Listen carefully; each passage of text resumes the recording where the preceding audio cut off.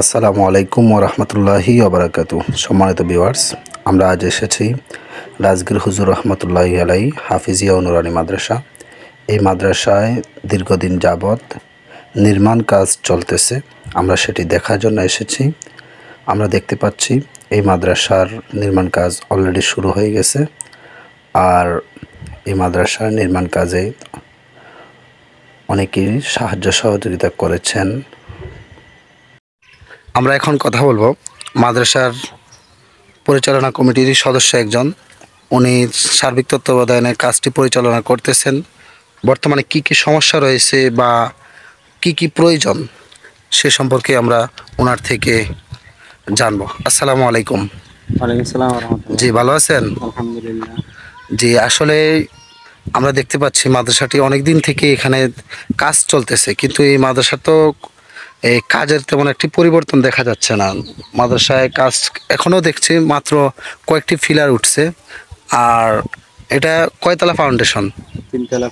তিনতলা ফাউন্ডেশন। কিন্তু তিনতলা ফাউন্ডেশন হলেও কিন্তু এখন আমরা দেখছি মাত্র কয়েকটি ফিলার। এখানে কয়টি ফিলার উঠছে? প্রায় 10টা পিলার উঠছে, আরো প্রায় 8টা পিলারের দরকার রয়েছে। আরো 8টা ফিলার দরকার রয়েছে। তো মাদ্রাসার কাজটি স্থগিত কেন?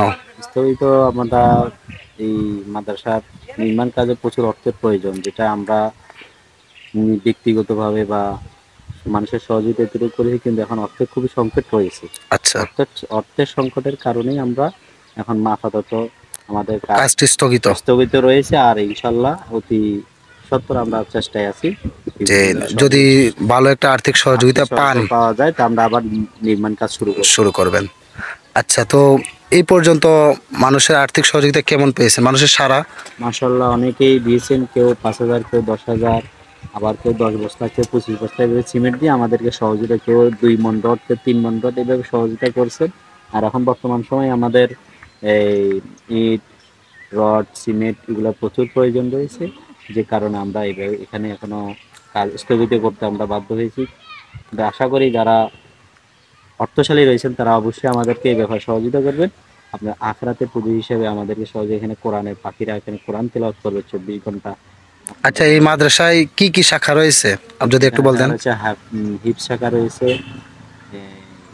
শিব শাখা রয়েছে, নুরানি শাখা রয়েছে। আচ্ছা, তো হিফজ শাখা আর নুরানি শাখা মনে করেন দুইটা মিলে ছাত্র ছাত্রী কিরকম আছে? দুটোটা মিলে প্রায় 70 জনের মতো আছে।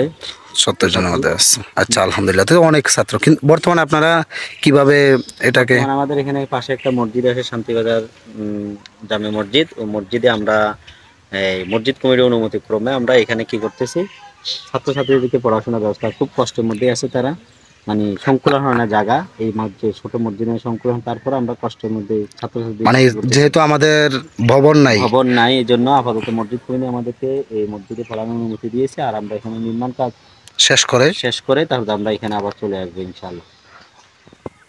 সম্মানিত ভিউয়ার্স, আমরা এতক্ষণ যাবৎ শুনলাম যে মাদ্রাসার সার্বিক পরিস্থিতি খুবই আর্থিক অনটনের মধ্যে রয়েছে এই মাদ্রাসাটি। আপনারা যারা আমাদের এই ভিডিওটি দেখছেন তারা অবশ্যই সামান্য হলেও, সামর্থ্য অনুযায়ী হলেও আপনারা সাহায্য সহযোগিতা করবেন, সেই প্রত্যাশা। সকলকে আবারও ধন্যবাদ এবং মোবারকবাদ জানিয়ে আমরা এখানে শেষ করছি। আসসালামু আলাইকুম ওয়া রাহমাতুল্লাহ।